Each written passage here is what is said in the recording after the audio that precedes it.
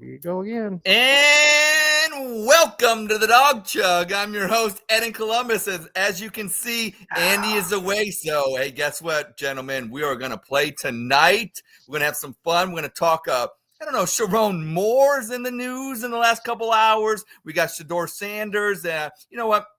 Been watching the Diddy documentary on Netflix, so we're going to go a little East Coast, West Coast. We're going to have a little talk like that. And you know what? Nowadays, guys, Nike techs are out, I hear, in the quarter zip. It's all about the quarter zip. That's in it nowadays. So guess what? AJ's here. We got Pittsburgh fan. I don't know. Like I said, I don't know if Pittsburgh actually likes you, but hey, you still claim it. You still claim it. So we'll go with that tonight. Roger, of course, is back with his Block M on, and we're going to go to Roger first because the news came out, obviously, about Sharon Moore and his dismissal from the University of Michigan. Roger, what are your initial thoughts? It's Sharon no more. And you know what, man? That's not. Give me a coach that's going to go in there and teach this kid, be a coach, not a buddy, not his dude, be a coach. And he wasn't my guy. I'm a Jim Harbaugh guy. Jim Harbaugh is one of my favorite quarterbacks playing the game. And he wasn't the right guy to follow Jim Harbaugh. So maybe, hopefully, I don't know who's out there. I don't know what they're going to do, but I don't think they can do worse. To be honest with you, he survived off of Jim Harbaugh's recruiting, is what he did, and then NIL kind of saved him a little bit, but they didn't give him a chance to try more. So I'm glad he's out. Go Blue. We'll see you next year. It's interesting that I hear you say hardball so many goddamn times. It sounds like you've been saying that your whole life. Secondly, Ed, didn't Ohio State lose last week? Pitt fan. Ohio State. Like, didn't you finally beat Michigan for the first time ever and then turn around and lose a week after? Does Pitt still have a football team? Oh, thank you, Roger. Talking about. Thank you, Roger. That doesn't answer the question. Okay, well, Indiana did win the Big Ten championship after Ohio State did win their rivalry game. That is a fact. But how can you win the national championship and not win the Big Ten? How can you? Okay, here's what I want to say. Okay, that is so college football. Here's the thing: can you win a Super Bowl without winning your division? Does anybody say the Oakland Raiders in 1980 that came to Cleveland and won Red Bright 88, who were a wild card team, came in and won the Super Bowl and beat the Eagles and Ron Jaworski? Nobody ever says that Oakland Raiders team is not Super Bowl. It's so stupid that you have to win your division to win a national championship. Ohio State, as we all know, second best team in the nation. They're in the playoff. And it's just like in the NFL. Does anybody say, oh, they didn't win their division, so they're not Super Bowl champions? That's just stupid. It's the tradition of college football, and I understand the old hats out there want to say, you got to beat your rival, you got to win your conference, and then you got to win the national title, and that's the only way a national championship counts. That's bullshit. You win the natty at the end of and you're holding up the trophy. Nobody's going to say 50 years from now, they didn't win the Big Ten. Nobody gives a shit. Grow up. All right, well, the Raiders won 45 years ago, so that was a great pop culture reference. Well, they beat the Browns. I had to bring that up. Anything to pick on the Browns. And you know what? That's Brian Seif's fault. That was Brian Seif's fault. Throw it in the lake. Throw it in the lake. Throw it in the lake. Do anything with that football, but throw it to where you threw it. He was vintage 1978. 77. Brian Seif with that one.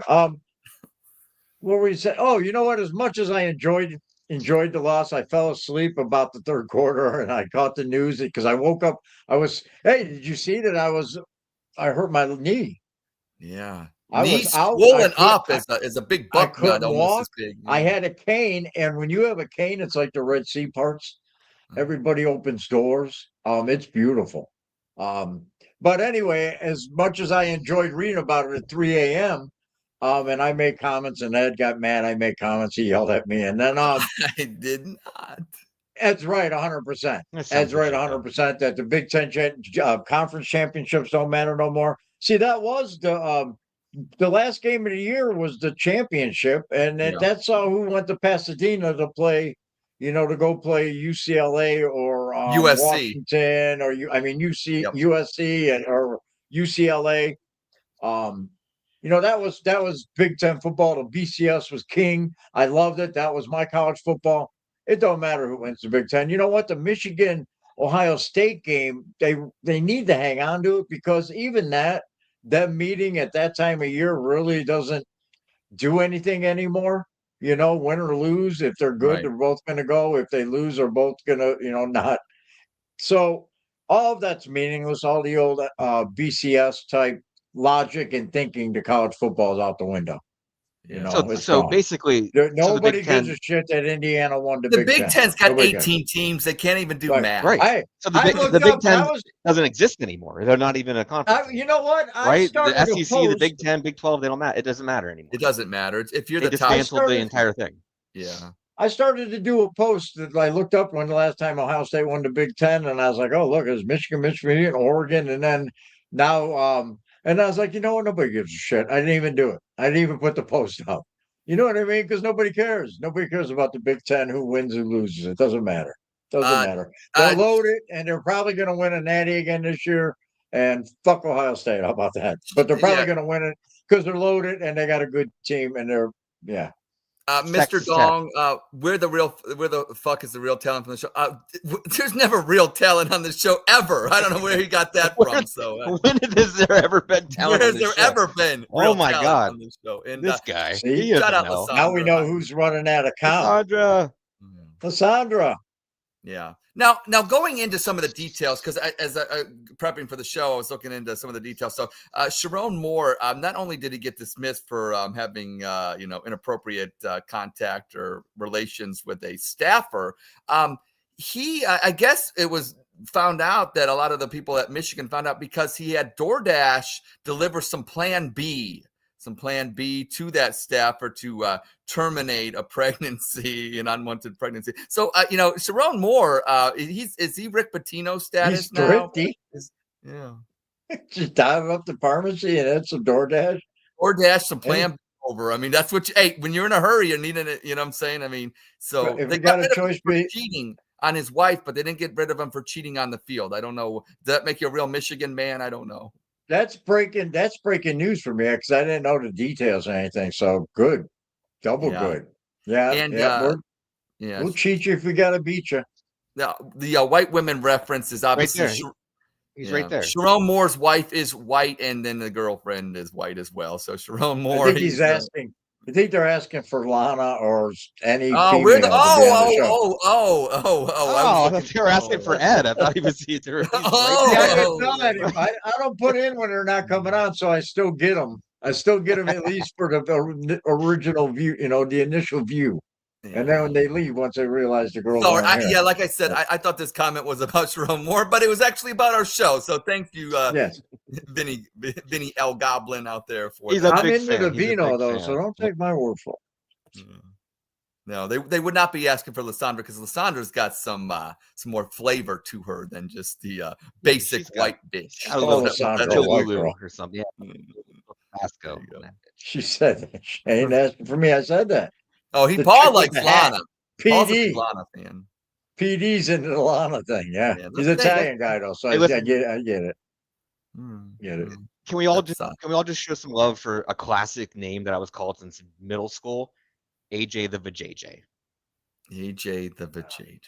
Is that because I don't even want to know why? I got you. Is that because it rhymes? Yeah. Well. But is that inferring that you have one, or that's what you like? Yes. See, okay, fair enough. And with that, yes, Roger. Yeah, let's get on with the show. I was just going to say, let's get on the show. I know. Hey, you were thinking like I was. I was just about to say, it's our time to start the show, have a little fun, like we always do. It's time for a little break-ed news, and that will lead us to, This is Ed in Columbus with your Dawg Chug. Break-ed news. The Notre Dame Fighting Irish were left out of the college football playoff, upsetting many Catholic priests. Asked what they will do without Notre Dame football. Many responded, altar boys.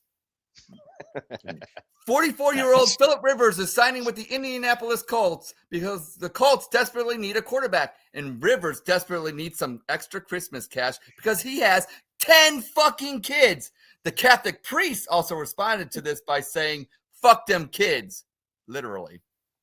And finally, the University of Michigan fired Sharon Moore for having an inappropriate relationship with a staffer. As of today, the Wolverines are turning the page on Moore.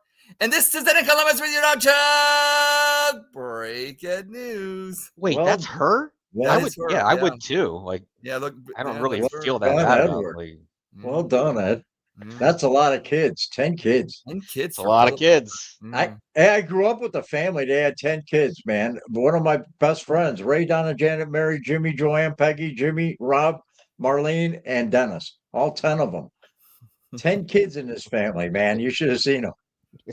They were from the deep south of Harvard Avenue. Roger was an extra in the original movie Christmas Story. Oh. Just so you know. He was one of those kids that ran He got his eye shot out or whatever. Yeah. Well, Roger, you said, Andy's not here. Darn it, we're going to miss all the bits he produces. Darn, don't want him. But Roger came correct tonight. Roger says to me he's got some time to fill in between Breakhead News and our top 10 tonight. He's got a Dawg Chug update, and with no more further breaks, we'll go to Roger. All right. These are the top stories in Browns news. Shedeur Sanders had his best game as a pro, and the team loss cannot take the shine off of the personal W. While most Browns fans are cautiously optimistic, some are throwing caution to the wind and calling him the franchise savior.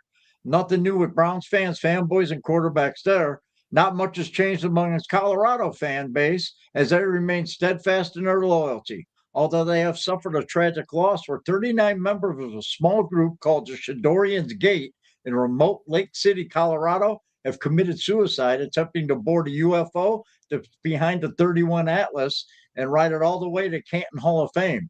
The nut jobs were found clad in matching sweatsuits, black Nike shoes, and wristwatches. And in Kevin Stefanski news, he told reporters once again that the Browns simply have to do it better. A Dawg Chug correspondent quickly followed up with, Kevin, we see you doing it. You've been doing it for 15 weeks now. When can we expect to see the better happen? Stefanski responded, go fuck yourself. But he did it with his eyes. He didn't say, he just did it with his eyes. And finally, Jimmy Haslam and primetime Deion Sanders had a chance to chat during Sanders' visit for the game in Cleveland on Sunday. Deion wanted Haslam to know they have his complete trust. And Haslam let Primetime know his PSL will still be $200K. I'm Roger First in Cuyahoga Falls, and you're not. Wow. Yeah, and I always say thank God to that. Roger, good job, though, by the way. Good job, by the way. The best part was the end. I love your sign-off. I'm Roger in Cuyahoga Falls, and you're not. Yeah, that's classic. That's telling them. That's telling them right there. Because we are not you, 100%. Yeah, and Vinny checks in again. Vinny L. Goblin. Bino Goblin. Why am I saying Vinny L? I can't read. Bino Goblin. I'm an idiot. Bino Goblin. Kevin's getting fired. Oh, because it's affair with Lana. They found some texts. Yeah. They found the DM. Yeah. I'm a moron. Vinny L or Vinyl. I think it's found the DM on X. Yeah, so that obviously, that is in between a top 10 and AJ the JJ. You've done some top 10s recently. Haven't actually gone probably the way that you thought. No, they've gone the way I wanted them to go. Is that how you wanted them? Yes, 100%. I want to say to the audience tonight that my top 10 will be nothing like the past couple of weeks of AJ the JJ's top 10. So I've prepared no material because I was told verbatim, you can't outshine the talent of the show, right? That's like Johnny Carson didn't want anybody to sit next to him and out play his game. So I'm sitting back tonight trying to be chill, let you do your thing. But if you need some assistance, I'm right here to help you. Question: where are you chilling tonight? What local police should I inform that you're in? You on the Atlas? You on the Atlas? Actually, I'm in Buffalo, New York, and I'll tell you a quick story. I absolutely was here last week for the first 3 days of the week. The only hat I brought was my Steelers hat. After getting trounced by the Bills, so I hid in my hotel room for 3 days and door dashed. So, you weren't door dashing any Plan B to anybody, were you? Did you? Right. I'm Plan A. Kidding me? Oh, okay. Right. There's no Plan B. Lysandra thinks you're in a cave somewhere. It seems. Just message me. I'll give you directions. Yeah. Well, okay. Like I said, promise, like always, we're going to do tonight's top 10, and it's a pretty good one, I think. So tonight's top 10 reasons why the Browns season is worse than expected. Top 10 reasons why the Browns season is worse than expected. Number 10, Dylan Gabriel played like a bigger midget than his listed height. Played like a bigger midget. Bigger midget. Number 9, Kevin Stefanski was handsome. Now he just looks like a loser. Number 8, Joe Flacco had the same number of wins as a Bengals starter as he did a Browns starter. Number 7, fans can't even say, at least we have the Cavs, because the Cavs suck. Number 6, the special teams is worse than special ed.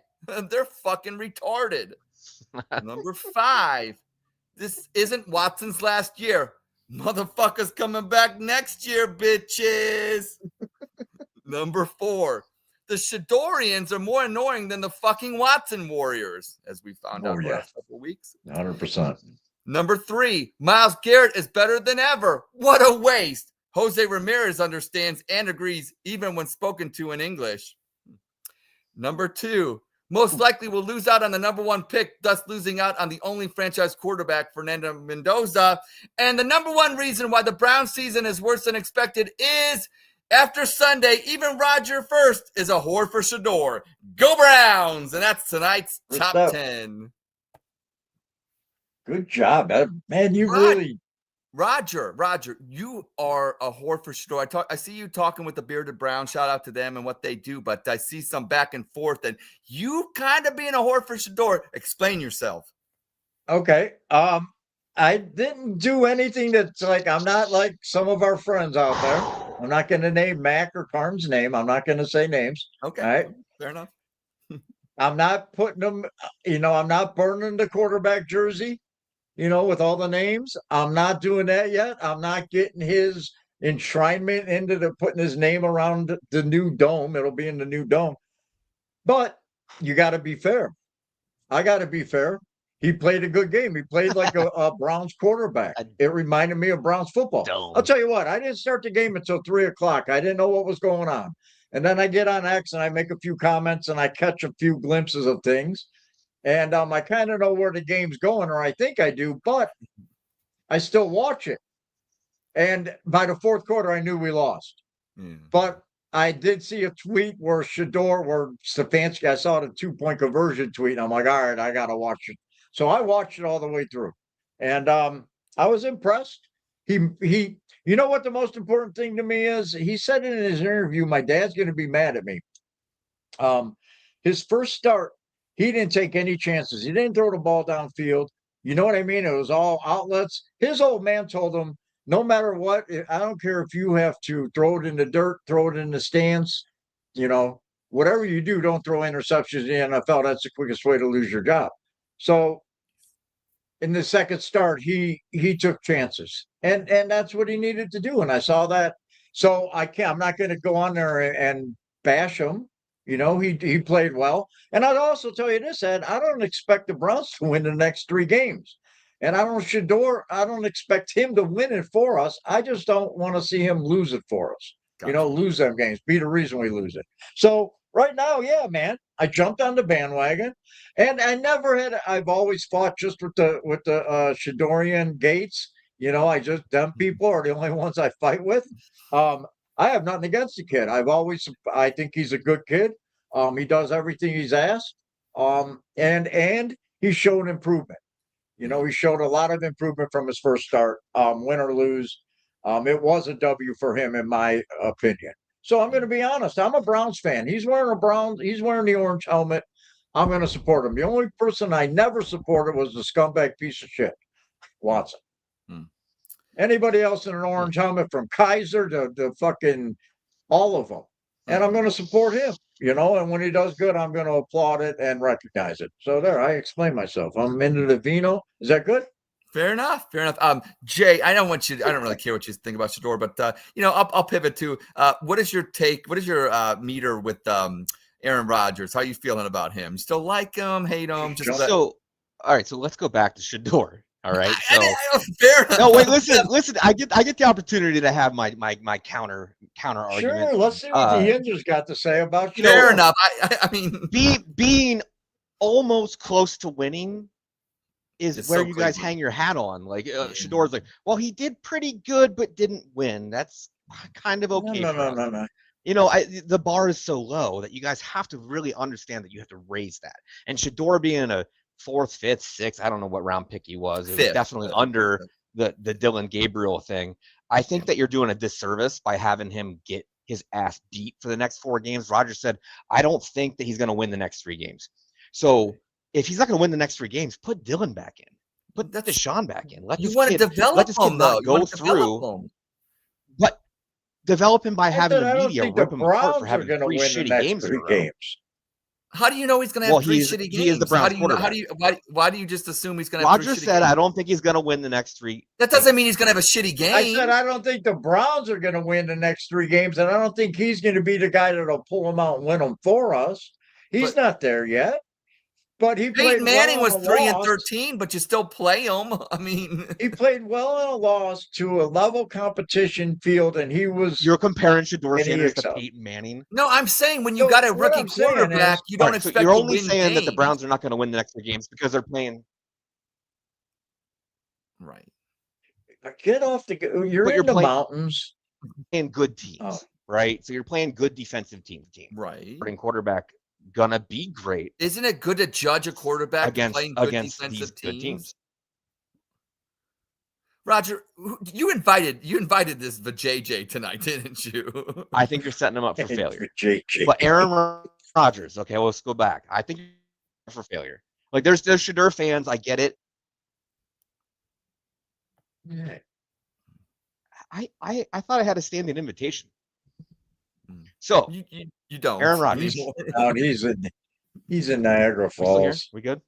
Yeah, yeah. It's breaking up a little bit. Yeah. Well, I don't think anybody cares because then they don't have to hear what you say. So I think that's fine. Wait till you start talking about the Steelers. We're just going to cut them like silly.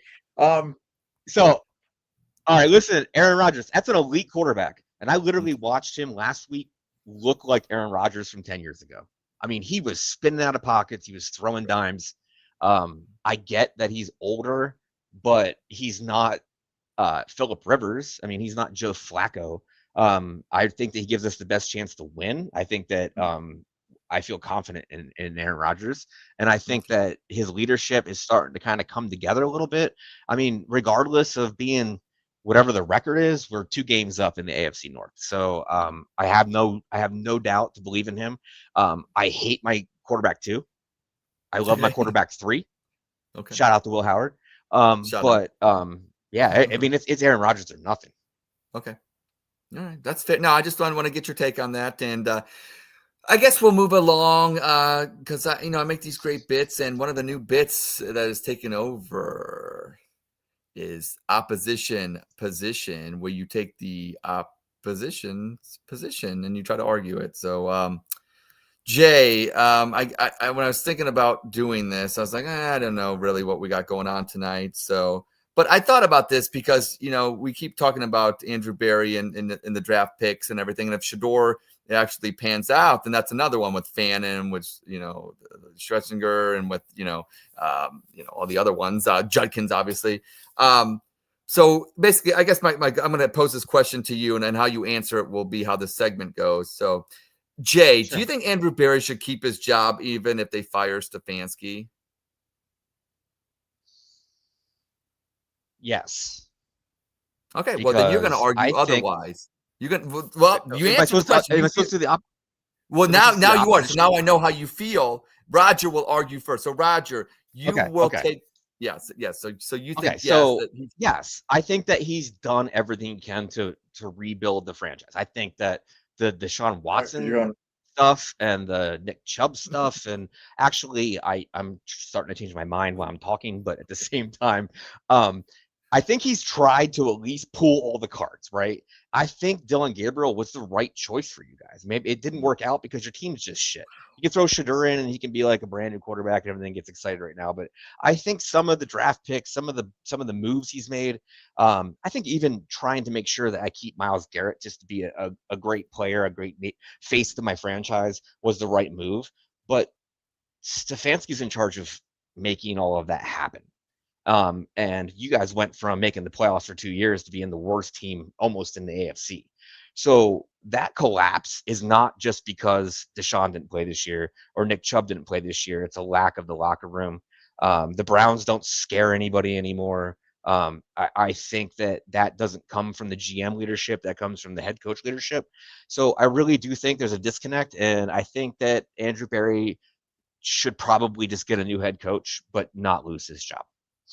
Wow, you took the segment and you took the position of yourself. So, but I didn't, Roger knew it. Roger, we just let it go. We just, hey, this show is being taken over by somebody that's a Pittsburgh fan. So we know the intelligence level is not quite where Dawg Chug level is. And believe me, Dawg Chug level is pretty fucking low. That's impressive.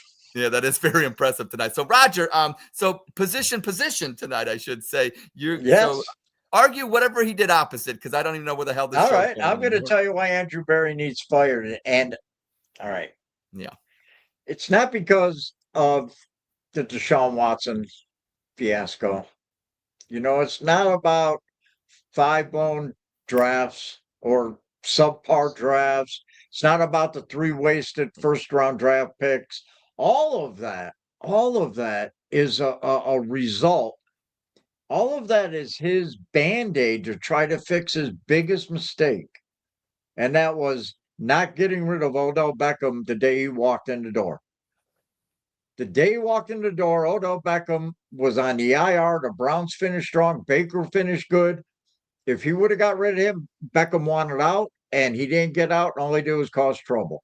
And since that time, all Andrew Berry's been trying to do is put patchwork to fix the disaster that he created by getting rid of at least a top 20 quarterback. Right now, he's hurt. He's playing with nobody on his, guys are hurt.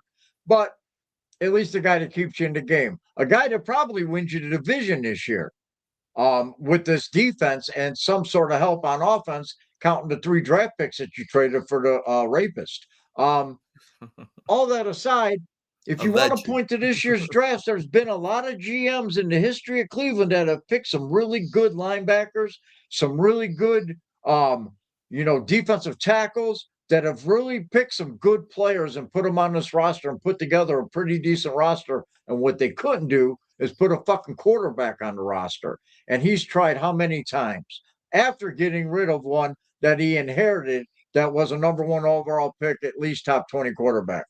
That's why Andrew Berry needs fucking fired. Wow. Well, I guess I got to be the judge of position since Jay killed opposition position. Both great answers, even though Jay didn't follow the assignment. I'm going to let the audience decide who wins this one tonight because I'm kind of half listening. I'm kind of just half, I'm looking at the comments right now. I'm going to get to a lot of them right now because see the comments. Go through the comments. Yeah, they're pretty good. Yeah. We got a half hour to do Spitz Chug. There's no bets tonight. Yeah, no doubt. So let's go to the comments right now. And like I said, I showed a couple of them earlier, and I want to kind of circle back because especially to this one, Vinyl Goblin shout out to you again. Ed is the best host since the last one. Anytime you put Ed and best in the same sentence, you're on to something. I'm not going to deny that. When that's the subject of a sentence, yeah, your predicate doesn't matter. Yeah, absolutely. There you go. Predicate doesn't matter. Saint Ed's right there. This is grammar, and Roger is the best. I don't know. I think he's glazing too hard this entire show. What's that for real, bro? Like I don't. Like Roger, you let him on, and I'll look at he's got ideas. Typical Browns fan says he got a point. Yeah. Does that have anything to reflect they didn't draft any offense? Yeah, it does. That the dwindling of the offensive line. Now he did try it with obviously DeJuan Jones from Ohio State. He did drafted, but they're horrible. They're Zinter from Michigan. Yeah, Zinter. He's Jed Wills, man. Yep. He drafted a bust left tackle. Yep. Jesus, fire him. Yep. Bring back John Dorsey and get all the Ivy Leaguers No, don't out. do that. Don't get me started. Yeah, not going to oppose He's the that one that brought Odell here. Yeah, well, started all this mess. OBJ was like 30 years ago. Laugh out loud. I think that's pretty funny. It feels that long ago, don't it? Yeah, it does feel that long. 2019. Yep. And also, typical Browns fan. Thank you for watching that. I love it when our contributors, when they kind of respond to each other a little bit like that. So Lysandra shouting out Vinyl Goblin, so I love that. So keep it up. And if you guys want to talk shit to each other, to us, feel free. Yeah, watch Bougie Sports. That's such a great podcast. You should, and honestly, Jay, you should watch this one. Shout out to Bougie Sports, by the way. I can't wait till you rewatch this and see that scene right there. Yeah, that's where you cut out and you look like you're on the back of the short bus. I keep freezing, so I'm off, dude. I can't. You're eating Jello with the Dong's bringing in the 12-incher. He's approval for Roger's argument tonight. So, hey, Roger, you're getting some Dong love tonight. Getting some Dong love. Nice. Nice. Yeah. Typical Browns fan. Jed was right. That's my guy. That's the guy that's going to do the colonoscopy on me. Yeah. My colonoscopist. Yeah, that's when you confuse this show with Grindr. Yeah. If Shedeur does end up being a franchise quarterback, this draft class was awesome. I mean, I'm not going to lie with that one. Lysandra loves us. Yeah. Love her. Oh, that's it. Jason Akron. Oh, what's up, man? Yeah, Jason. I seen it earlier, but I didn't catch your name. Yeah. Can you respond to this one? Now, I know you're actually in Buffalo right now. Is it a Buffalo thing? Why's your internet suck? I'm in a hotel. Yeah, that Pittsburgh. Buffalo. It's not even my town. Can a Pittsburgh fan visiting Buffalo afford a hotel? There you go. There you go. How's that? Yeah. We'll sit back and listen. Do you have internet? Are you connected? Can you hear us? It is bad. Yeah. Ryan Day's doing your colonoscopy, Rogers. How would you feel about that one? Hey, that's because they leave the light on for you there. There's not enough juice to run the internet. Get a better hotel, you cheapskate. Roger, how do you feel about Paul's comment right here? What's that? Ryan Day? He said that last week. Well, hey, does he know something we don't? It's not a bad hotel. Something we don't? I don't know. Well, the show's going a little crazy, but we'll have it no other way. We'll get to our segment, Spit, Sip, Chug, our staple of the show.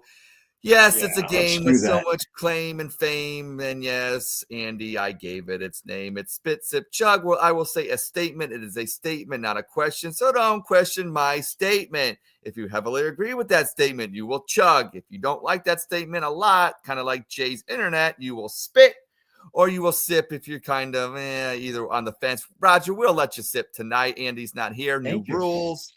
Thank you. So we will go with the first statement, and we'll start with you, Roger. I would start with Jay, but I don't know how his internet's going. I like this one because this one brought up a lot of fighting on X this past Sunday, obviously because of the game. Great. I was in it. I'm sure. Going for two in the NFL is becoming too nerdy, and I should spell two correctly, but going for two in the NFL is becoming too nerdy. I'm going to sip on it since I'm allowed. I'm going to take advantage of Andy not being here. Or Lana, the two mean people on the show. I'm going to sip on it. I'm going to say, you know what? I put a garbage disposal in for a guy in Brecksville by the name of Mr. Tom Tupa. Oh, 2-point Tom Tupa. Yeah. He went to Brecksville High School. He's friends with my cousin Rich. Yep. And he's the first guy to score a 2-point conversion in the NFL. So as a Browns fan, I'm a huge fan of the 2-point conversion. And there's a time and a place for it. And this past game wasn't.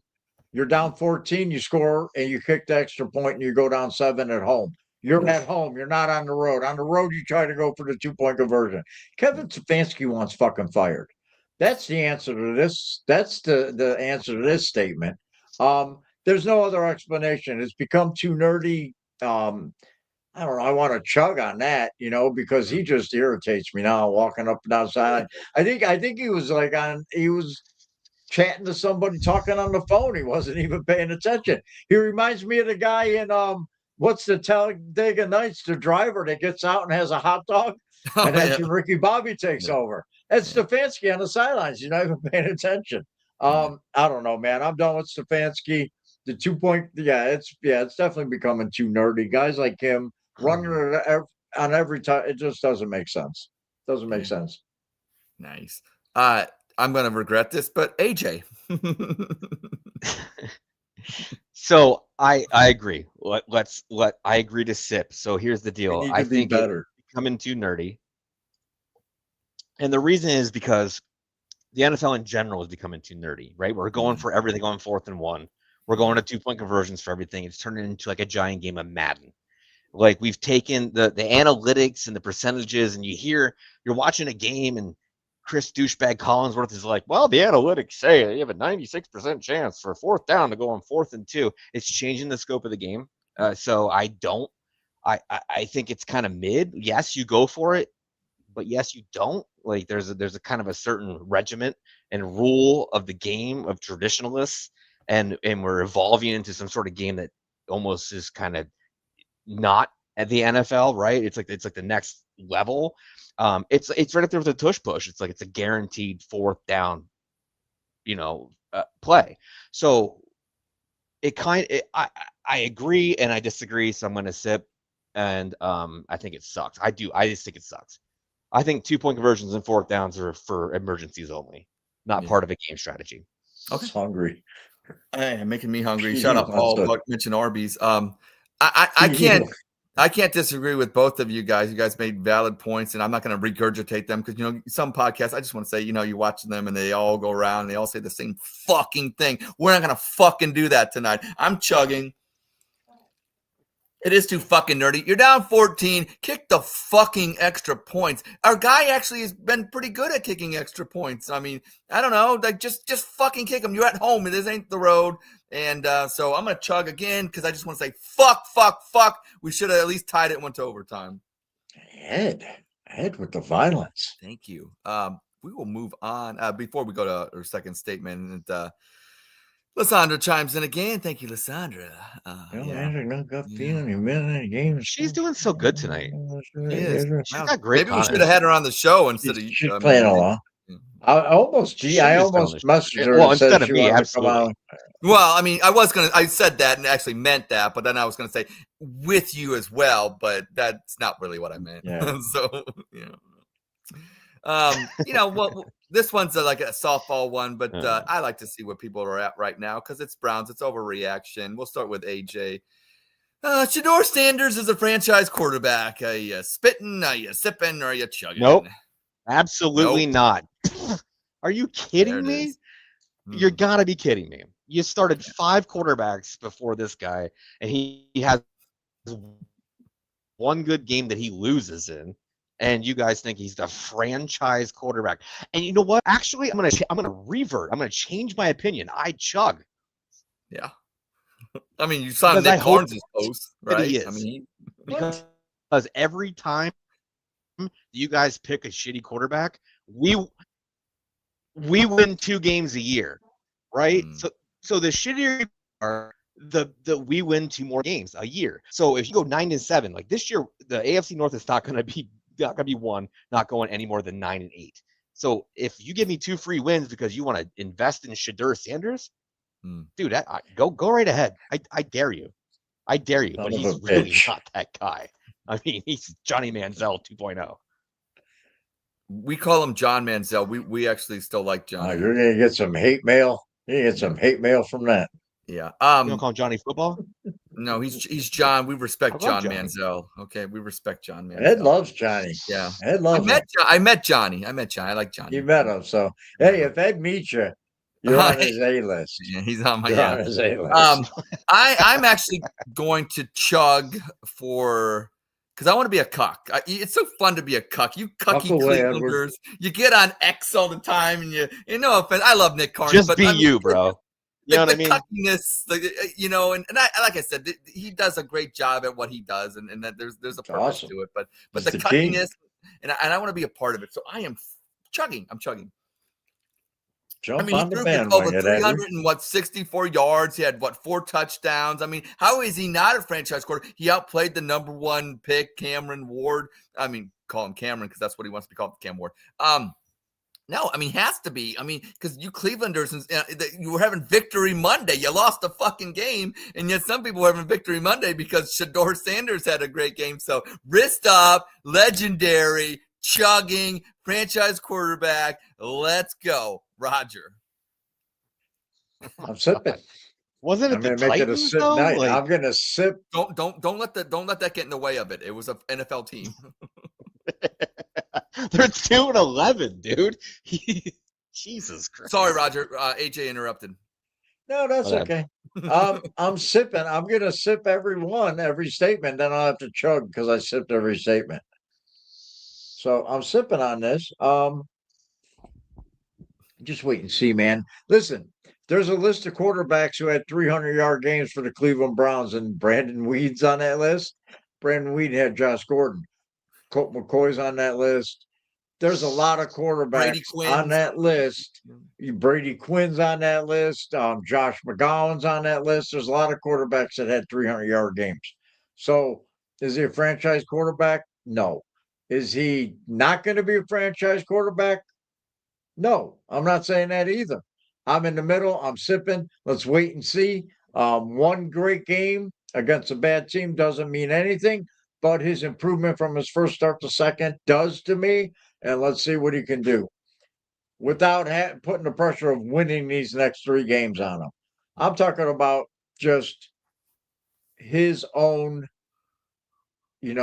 progression. Yeah. How he reacts, how he plays against these with good all football humility, teams. What's that? Go ahead. I just want to Shedeur get his is the draft stock Cleveland up so Kenny we could Pickett. trade him and get a franchise quarterback. With all humility, Shedeur's what? You cut out. You said with all humility, Cleveland's Kenny Shedeur's. Pickett. Oh, right? it's Kenny Are Pickett. you on mushrooms or something? He's Cleveland's Kenny Pickett, right? Oh, You have a divided franchise that's literally saying this is going to be our quarterback. We love him, but it's still going to be Shedeur. It's still going to be Kenny Pickett at the end of the day. Like, come on, stop. Like, what do you think? What do you think our Love you audience? all, but- if your audience out there, feel free to chime in. But if Shedeur is going to be our Kenny Pickett, what is AJ tonight on the Dawg Chug? Please feel free to chime in. I'd love to see the comparisons. The victim of shitty internet. That's what I am. Yeah. That's what I am tonight. I'm off my Yeah. game. Yeah. Thanks for making the show awesome, Jay. Oh, Typical I Browns mean, he fan, was. thank you. Weren't they 1-11 or something before that game? They were And 1-11. beat the Now they're 2-11. Thank you. We're moving on to statement number Right. 3. Okay. Oh, and when they all scored a touchdown and did the watch thing, oh my god, Yeah. that was hilarious. Well, we're gonna do the Franchise third statement quarterback. thing right now. Third statement being the Browns' 2026 draft is the most important since they returned in 1999. We will start with me. Try to get some intelligent conversation first instead of going to AJ. I'm gonna chug on that one because every draft, every year is the most important since 1999. But besides that point, it obviously is because this team is, I believe they need to be positioned for 2029. Look, they came back in 1999, but they never really came back. They were shitty. I wish they kind of, would have waited and came back later and done it the right way. But I believe this new Browns franchise, well, same franchise, but 2029 with the new dome in Brook Park is kind of like, okay, we need to get good before we embarrass ourselves in our new building. So kind of like up until this point when we still got to stay on the lakefront and play in that shitty stadium, just get good. Then obviously Andrew Berry had a great draft in 2025 with Fannin and Suchinger and Judkins and everything, but they still need that quarterback. Now Shedeur obviously will get that chance in these upcoming games to prove that, bringing them back without maybe drafting a quarterback as high as what, they probably need to. And, I think Fernando Mendoza, I like the kid. I don't know if there's another quarterback. People like Dante Moore from Oregon. I don't know. With Dylan Gabriel, stay away from Oregon. I know that's a bad comparison, and people I would take anybody. I don't want any players from Oregon. Yeah. So I mean, but it is the most important because like we need to. And the thing is, we need to rebuild the offensive line. So you need to hit high on maybe a tackle or a guard there, a tackle obviously. And then you obviously need to hit on the wide receiver that you take early. So, I mean, it's quarterback, it's wide receiver, it's offensive line. And it is the most important because you can't be wrong with these top 3 picks, whether it be the first, and then you got the 2 in the first, and then you got a second and third. You got to be right about them. And they got to be starters. Like your 3rd round pick this year or in 2026 has to be a starter. Your second has to be a starter. They have to be main contributors, and they have to be, part of this core group that will move into the Brook Park and be the Brook Park Browns. So, and that's why it's so important, because it is the talent accumulation and what Andrew Berry's trying to do to get a new core of Browns. Because let's be real, Myles Garrett when 2029 won't be the same Myles Garrett as we're getting now. So, this team is and the core that we thought was going to be this great team didn't pan out that way. Thanks, Kevin Stefanski. So that's why I believe that 2029 is the key, and that's where we're pushing to be great. And that's why 2026 is very pivotal, and it is the most important since 1999. But I might be saying that about 2027 because that's a Cleveland thing to do. Roger. I'm sipping. Simply because the most important draft since 1999 was the 1990 draft, when Carmen Policy and Dwight Clark should have taken the 1st round pick and traded it and gathered assets to build. I mean, what did they get? They got Jeff Pike, was like the best football player. You know what I mean? They should have traded the 1st round pick in 1999 and start to build a foundation, right? Right now, Jim Pine, wasn't it Jim Pine? I think it was Jim Pine. Oh, Jim Pine. What did I say? Jeff Pike Pine or something. Yeah, but I knew who you meant. Whatever. Yeah. But you know what I mean? They went out and they drafted a quarterback, and they had nothing underneath it. You know what I mean? And on offense, they need to take this draft. I'm sipping on it. I don't think it's the most important draft since '99. I think there's going to be more important drafts, like you said, leading up to 2029. Okay. Yeah. So I got to sip on it. Okay. You're taking advantage of the sip thing because Andy's not here. I think I've been a little too lenient with this tonight. Yep. I'm going to regret this. First time all year.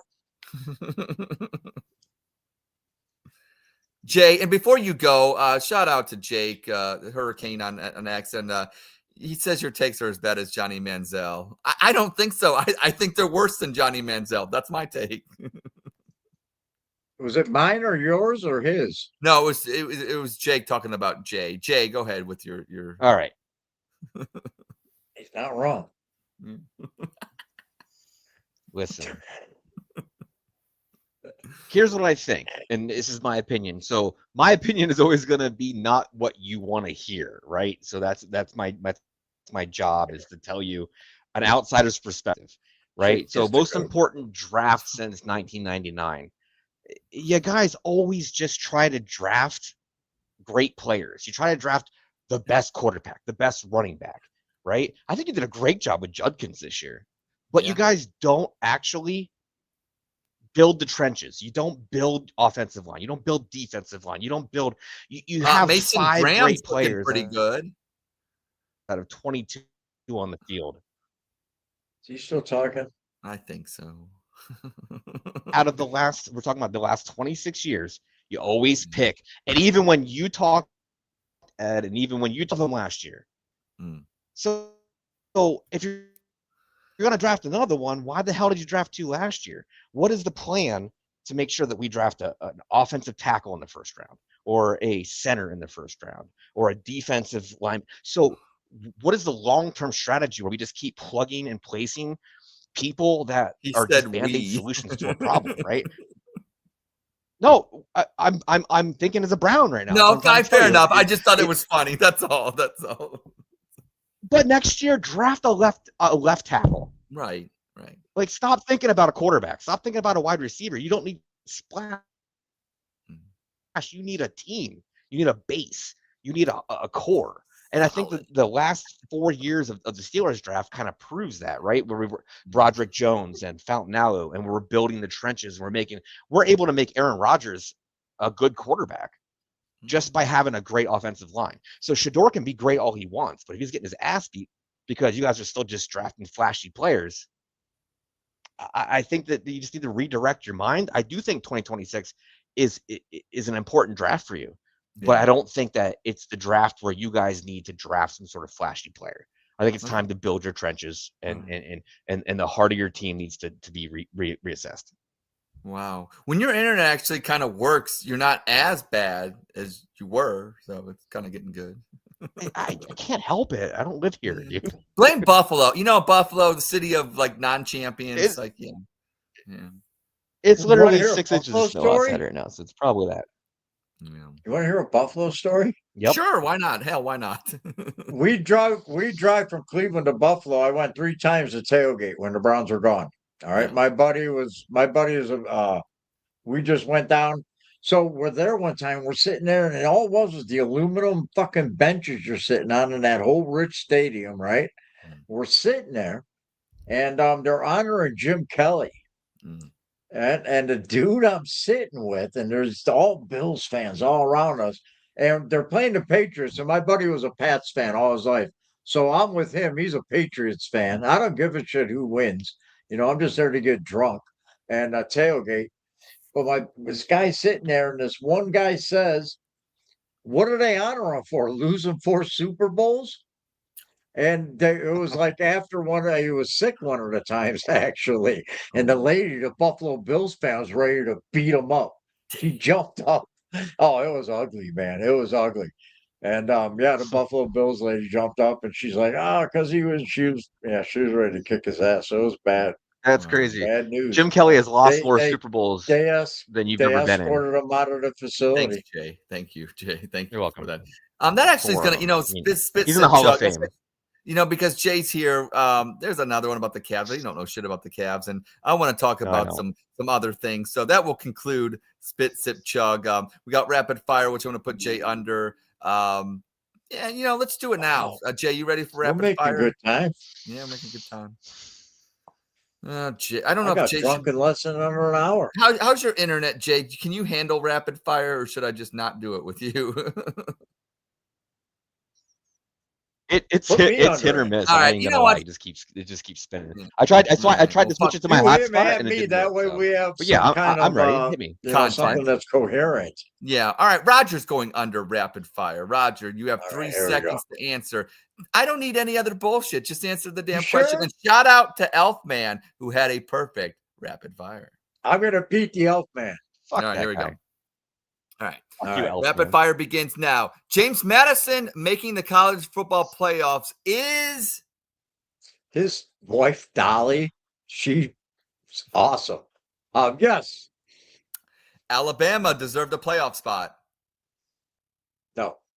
Notre Dame declining a bowl bid is unholy. Yes. Indiana will win the national championship. No. Sharon Moore being fired for cheating is ironic. No. Shedeur Sanders is better than Cam Ward.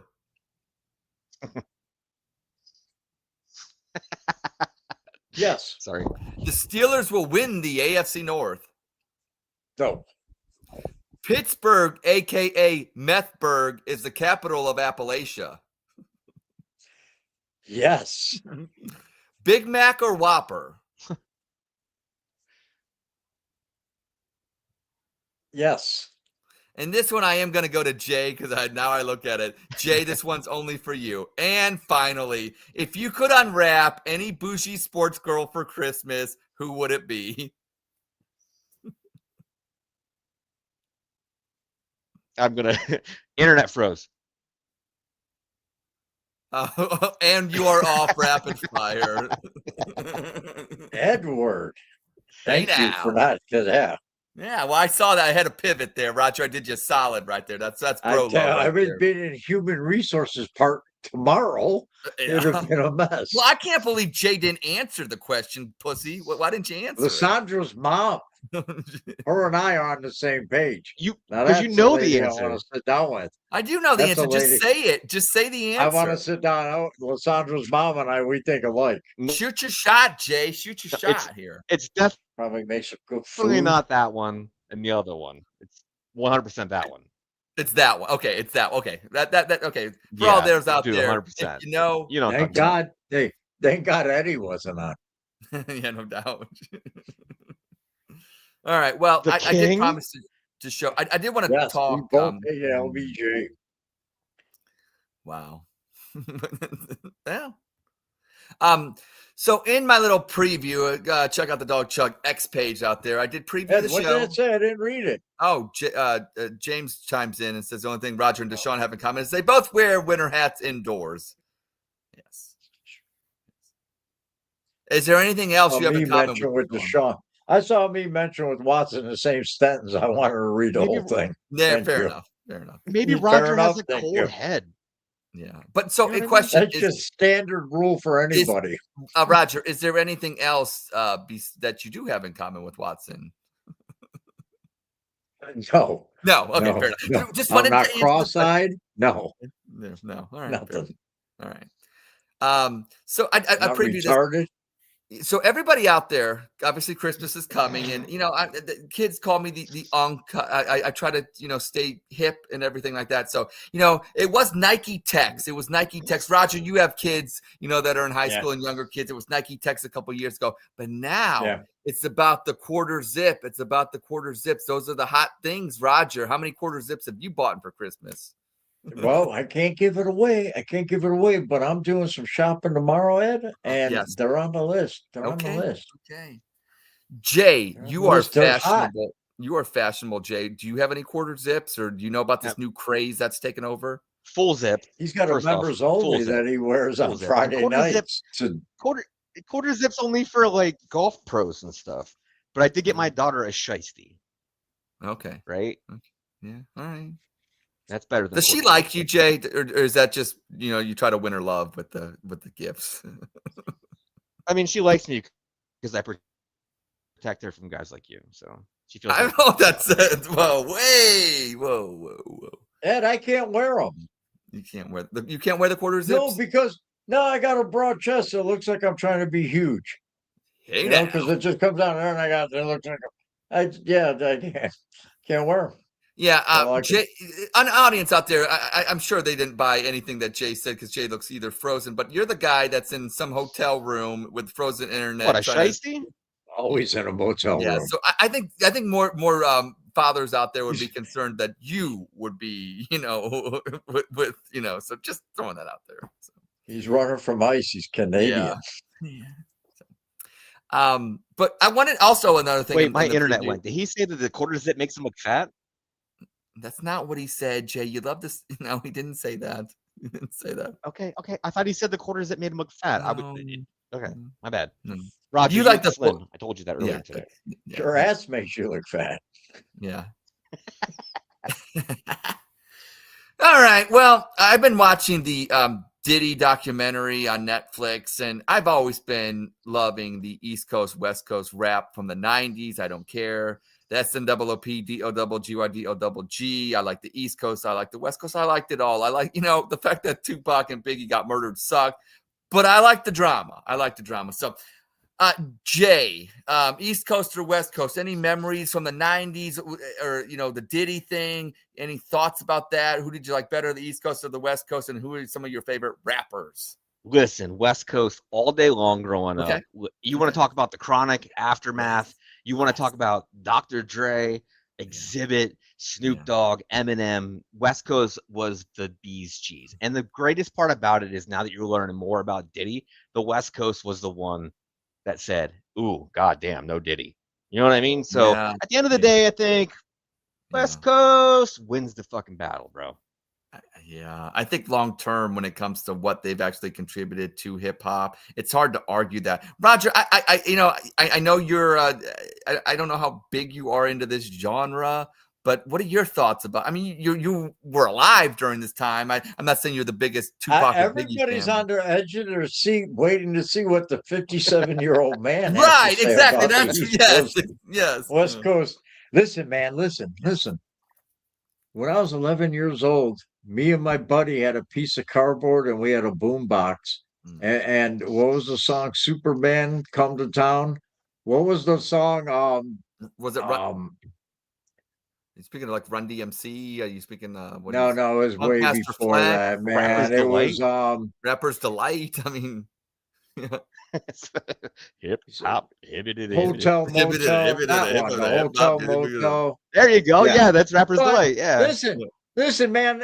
Like when it all started, man, it was just like Blondie with the song Rapture, man. Oh, Rapture, yeah, the man from Mars is Rapture, eating man, cars, and yeah. I love this song, that man. was where the and just watching it take off. So I saw it also take off. But then when it started, like in the 90s, when it became, you know what, like what we used to do is we'd ride to the Tijuana Taxi Club at North Olmsted Mall. Is at the back Great end Northern, of Great North Northern. Olmsted Mall. Right. And we'd listen to some Slick Rick. Oh, okay. Oh shit! How about that? Okay. Right. All right. Slick Rick. So we rode to the Tijuana Taxi Club listening to Slick Rick. So, but then my dude was also big into the Beastie Boys at that time too. Okay. So that kind of turned me to the Beastie Boys, and then I got into the lesbian music in the 90s too, though. So Were I'm you gonna end it down with there. Lilith Fair and Sarah McLachlan and all that? Ani DeFranco was Ani fucking DeFranco, rock out. ugh. Ani DeFranco Jesus jammed, man. Christ. She fucking kicked ass. You But would. I'm gonna end it there. Let you guys keep talking. And Well, I'm gonna... I did want to bring this. Lysandra brings up a great point. Diddy was involved in killing so many hip hop artists that could have completely changed how hip hop is created, viewed, and consumed today. Obviously, I do think Diddy probably knows who killed Biggie and Tupac. As we all know, and like I love the East Coast West Coast thing because you're talking about the Bloods and the Crips, and obviously Suge Knight, Blood. He did let Snoop in, which is Crip. Why left side? Why is that? Because it's the Crip side. Blue. Yeah, so when he went out to California, back to Cali, obviously the South Side Crips had something to do with that. So I'm always fascinated by the gang involvement with the whole hip hop. But Jay, you nailed it when you said about the West Coast, because I always go back to this. I always say this about rap. You had the early rap in the 80s, but in 1992, when Dr. Dre introduced the Chronic. Now I know you talked about the Chronic 2 and the aftermath and everything, 1999, but the Chronic in 1992, that to me was like the New Testament when it came to hip hop. You had NWA obviously with Eazy and Dre and all them, and MC Ren and all that in the late 80s. But when Dre, Eazy-E, there's another one on the way to the Tijuana. Eazy-E, Rat-a-tat-tat, and all the cops scattered. And Eazy-E obviously founded Bone Thugs and Harmony. So obviously, shout out to him. Rest in peace, Eazy, who died on my birthday. But here's the thing. But to me, bitches ain't shit but hoes and tricks. Bitches ain't shit but hoes and tricks. That's right. Hey, now. Yeah. But yeah, like I said, New Testament. But Jay, to your point, it's the beats of the West Coast. I think the East Coast, when it comes to like material, and you have Nas, and then obviously we were talking about like Diddy and then Biggie, the lyrics are maybe more deeper when it comes to like from a lyric side, but you can't argue when you're cruising down the street and you're chilling and you're going out summertime, nothing beats, Death Row Records and with the beats that they put out and things. And then obviously, so I think that to me is the everlasting thing when it comes to 90s hip hop. It's well, the beats. That's NWA. That's NWA, and most of that is all Dre. Like he wrote those. Dre, beats, you know what I mean? So that's West Coast, I draw the line. West Coast. Dre's the fucking GOAT. Yeah, but don't get me wrong. Here's the thing: like I'm very fond of Diddy and Mace and all that, because I remember back in like the '97 World Series, when Mace came out with his album Harlem World, that was a very sad time. Shout out to the '97 Tribe. We should have won it. Jarrett Wright should have been your hero in Game 7. So I always equate different things with the Indians. I forgot about them. Yeah. Oh, shut up. Shut up. It hurts my heart. They're a great team. Yeah, it was. But yeah, so like I said, I love the whole Diddy and Puff Daddy at the time. Like when I hear Diddy, I think pedophile. But when I actually think of Puff Daddy, I do think of the lyric and the artist that he was, because he was great. Say what you want about him, but I mean, he was great in the 90s and everything that he did. And he founded Jodeci. I mean, the things that he did when you watch that documentary and things like that, I know, great. And he was a hustler. I mean, and R. Kelly had a couple good songs. Yeah. I mean,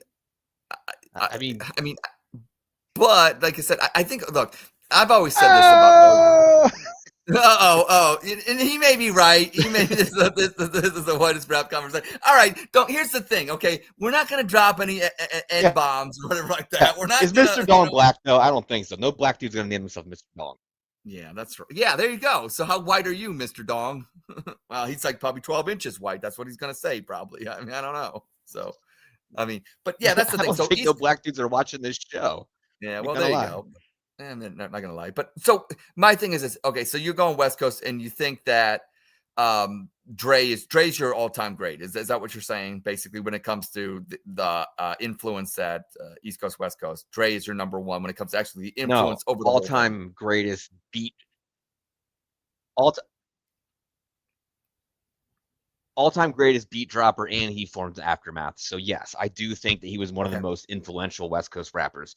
But his partnership with Snoop and his ability to understand Eminem's talent and bring him in kind of cornered the whole market. So not just being a beat player, but also a producer. I think that he quintessentially changed rap for the better. Okay. Also, too. So White Tupac, do you when you look at him, do you consider him East Coast or West Coast?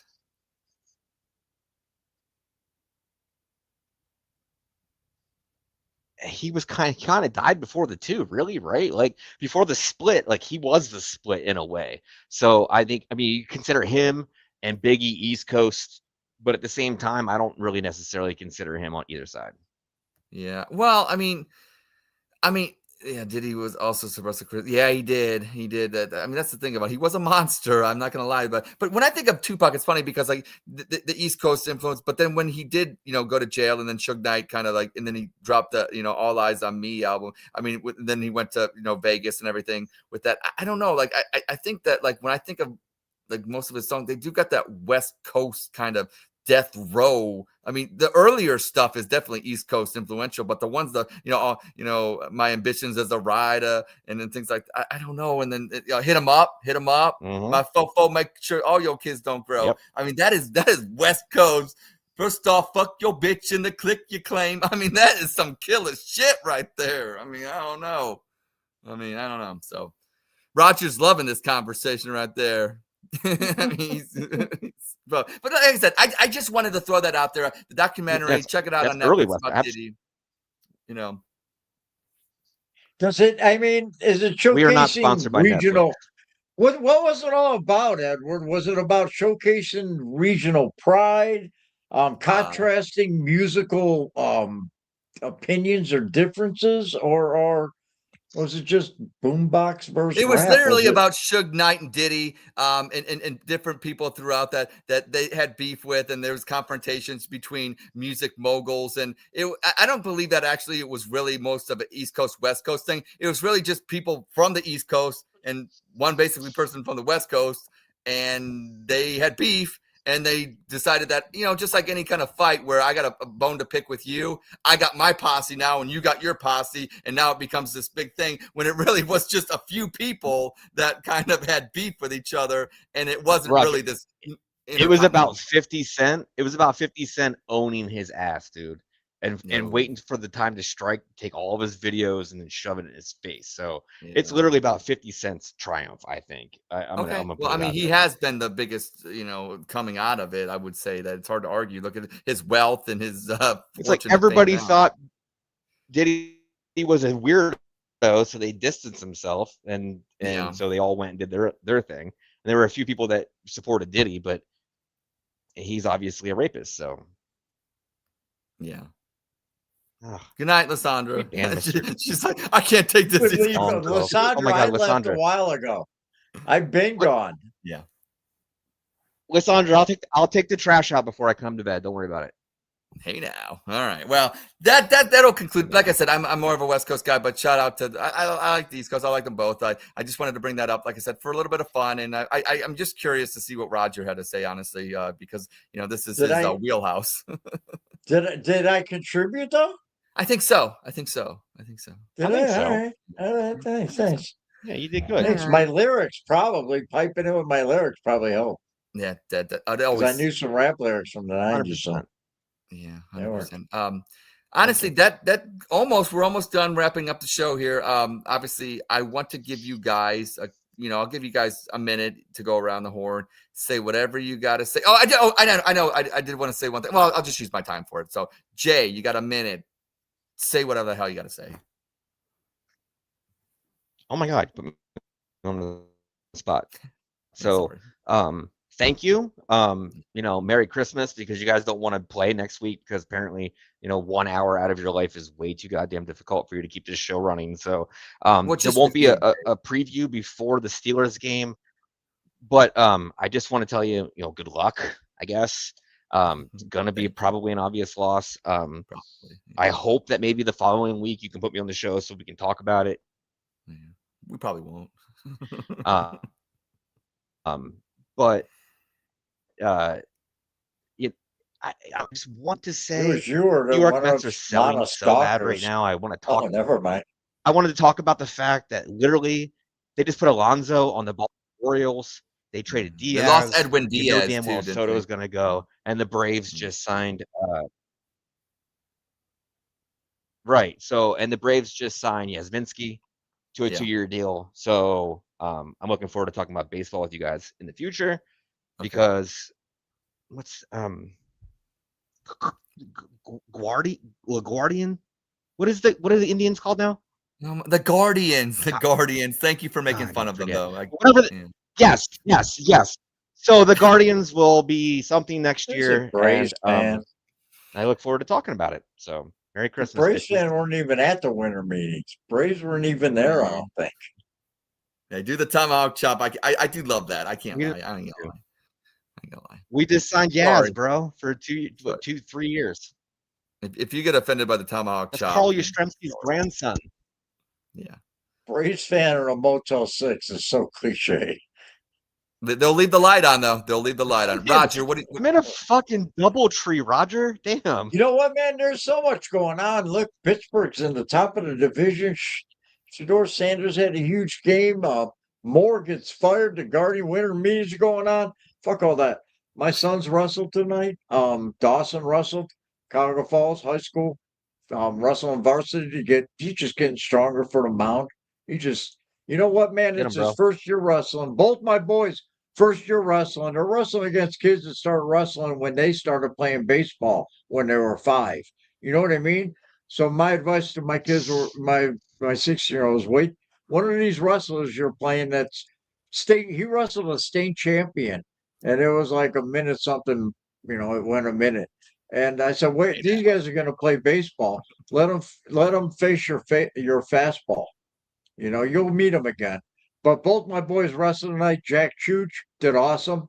He's wrestling 95 pounds. Dawson's 162. They did great. Fuck pros. I don't care. Nice. Go Browns. Yeah. Well, I always they always say, Ross always teased and said Ed in history. And today is December 10th.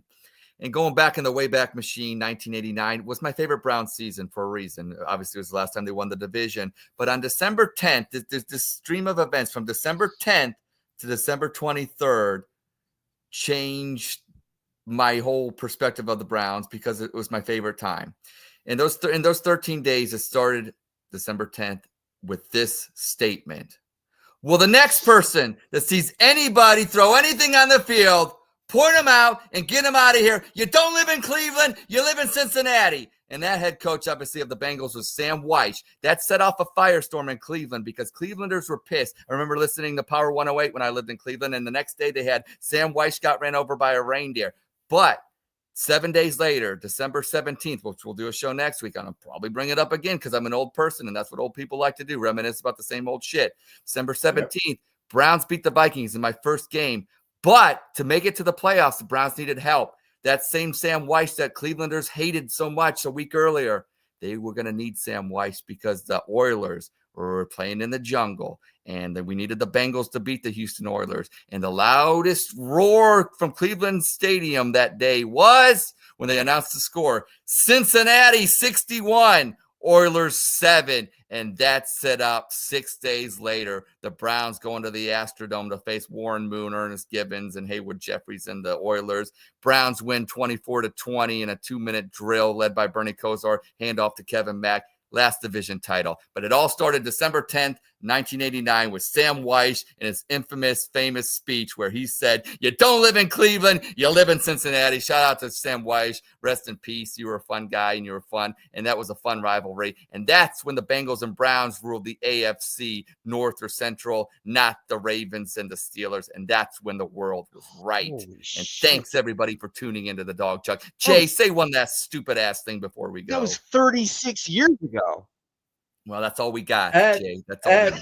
Dude, don't I get Oh my credit for God. getting That was Corky 36 years ago. I mean, Yeah. Don't I get credit for having Corky from Life Goes On as our guest tonight? Oh, blah dee, oh, blah Oh my God, I da. remember Life that goes show. on. Go Great show. Browns. Go Browns. Thanks for coming on, Jay. Everybody, will be back next week when I reminisce about December 17, 1989, my first Browns game. Thanks for tuning in tonight. Hopefully your shopping's going good. Remember this, all the kids want the quarter zips, the quarter zips. We'll see you next week. Drink them if you got them. Go Browns. Go Browns.